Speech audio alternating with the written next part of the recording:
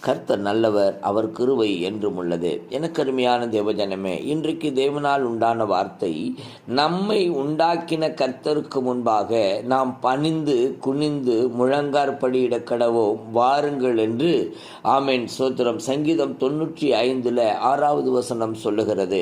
எனக்கு அருமையான தேவஜனமே, இன்றைக்கு நாம் முழங்கால் படியிட்டு தேவனிடத்திலே செல்கிறோமா?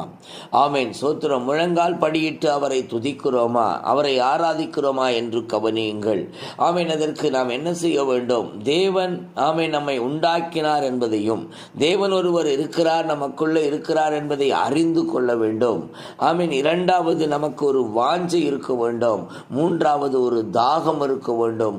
அது மட்டுமல்ல, ஜனங்களை குறித்த பாரம் நமக்குள்ளே இருந்ததே ஆனால் நாம் முழங்கால் படியிடுவோம். அல்லேலூயா. முழங்கால் படியிட்டு தேவனை, கர்த்தரை பணிந்து கொள்ளுங்கள். கர்த்தர் நம்மை ஆசீர்வதி